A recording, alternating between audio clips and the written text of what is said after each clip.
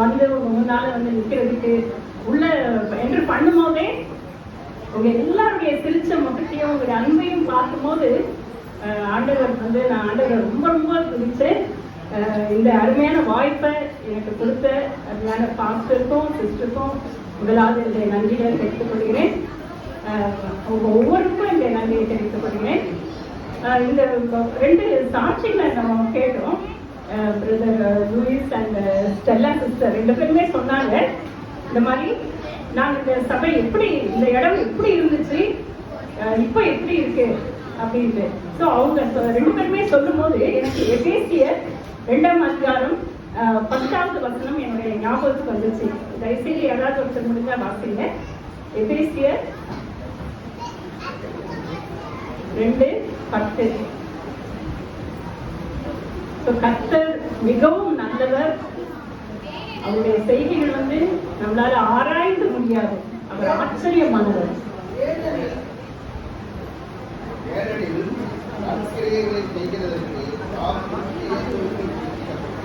கிறிஸ்து இயேசுக்குள் சிருஷ்டிக்கப்பட்டு தேவனுடைய செய்தியாய் இருக்கிறோம். அவைகளில் நாம் நடக்கும்படி அவர் முன்பதாக அவைகளை ஆயத்தம் பண்ணி இருக்கிறார். அவர் நம்மளுக்காக அவருடைய மகிமைக்காக ஆயத்தம் பண்ணி வைத்த இடம் இது. பெத்தேல் சபைக்காக ஆயத்தம் பண்ணப்பட்ட இருந்த இடம்.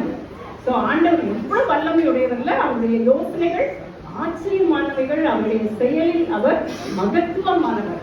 சோ இதுதான் தெரியுது. ரொம்ப ரொம்ப சந்தோஷம். பிள்ளைங்க என்ன அழகா ட்ரெஸ் எல்லாம் ரொம்ப அழகா இருந்துச்சு, காஸ்டியூம்ஸ். ஸோ எங்க ஸ்கூல்லையும் நான் பார்த்துருக்கேன். ஆனா இங்க இதை பார்க்கும்போது ஒரு தனி சந்தோஷம், ரொம்ப ரொம்ப சந்தோஷம்.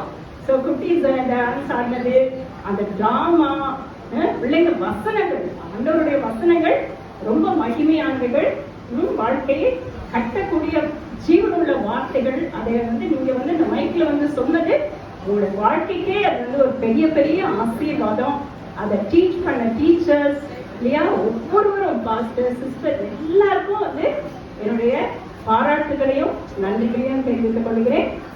நம்முடைய ஆண்டவராகிய இயேசு கிறிஸ்து மென்மேலும் இந்த சபையை ஆசீர்வதிச்சு நம்மளுடைய விருப்பம் போல, அவருடைய சித்தம் போல இந்த சபையை இந்த நெக்ஸ்ட் இதுக்குள்ள இன்னும் பயங்கரமா விரிவாக்கி இதை இன்னும் இடம் கொள்ளாமல் போகும் மட்டும் இந்த சபையை ஆண்டவர் ஆசீர்வதிப்பார். அது மாதிரி ஒவ்வொருடைய தனிப்பட்ட வாழ்க்கையிலும் ஆண்டவர் பெரிய அற்புதங்களை செய்வார். நம்ம முதல்ல கேட்ட மெசேஜ்ல கேட்ட மாதிரி ஆண்டவர் அற்புதத்தின் தேவன் இல்லையா, அவர் விசாரிக்கிறவரா இருக்கிறார், நம்ம மீது நினைவுள்ளவரா இருக்கிறார்.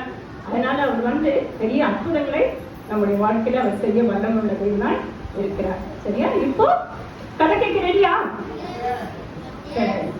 சரி, ஒரு உண்மையான கதை. இது வந்து